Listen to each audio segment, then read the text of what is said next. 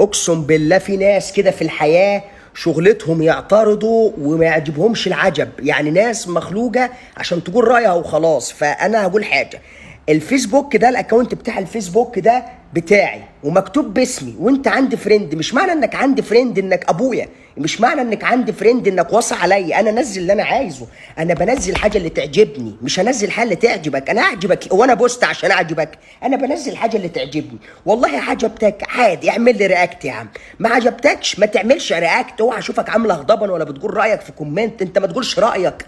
انا اي حاجه بشيرها حلوه، انا ما بشيرش حاجه وحشه، انا صح وكل حاجاتي صح، فانت مالكش دعوه. ما تقولش رايك فيا يا عم وتقعد تنتقدني وبتاع وتقول لي كلام مالكش دعوه. انا جاي انا شاير البوست ده، انا مشاير البوست ده من انا الحاجه اللي بنزلها منزلها على اكاونتي اللي انا فاتحه من موبايلي، اللي انا فاتح بيه نت من باقتي، اللي عاملها بفلوسي. في حد ذكرك في الحوار؟ لا، يبقى ليه تقول رايك؟ انا والله عجبتك تمام، ما عجبتكش فعادي، يعني مش لازم اعجبك. هو انت مين عشان انا اعجبك؟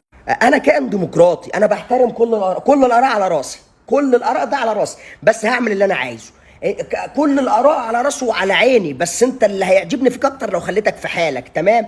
ومش بعد ده كله تقول لي انت شايف نفسك. ايوه شايف نفسي، امال اشوفك انت؟ ما اشوف نفسي واشوف حاله ومحتاج. وما تقولش رايك في لبسي، انت مش ما خلقوكش تقيم الاوتفيتات، انت مش ادمن اوتفيت هيلبرز، انت مش صاحب زارا ولا اتش ام.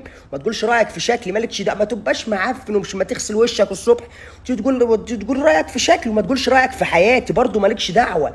ومالكش دعوه خس ولا ما خسش يا عم، انا مدهن، انا بحب الدهون، انت مالك؟ انت اتخلقت عشان تقعد تعدل عليا يعني ولا ايه؟ هي في ناس كده، والله في ناس كده تحبوا يقولوا بس، يعني ما احبش مثلا ايه، شايفك مثلا تخين يقول لك لا ده انت لو رفيع احلى، شايفك رفيع انت لو تخينه تبقى انت مالك يا عم؟ يا اخي سيب الناس في حالها.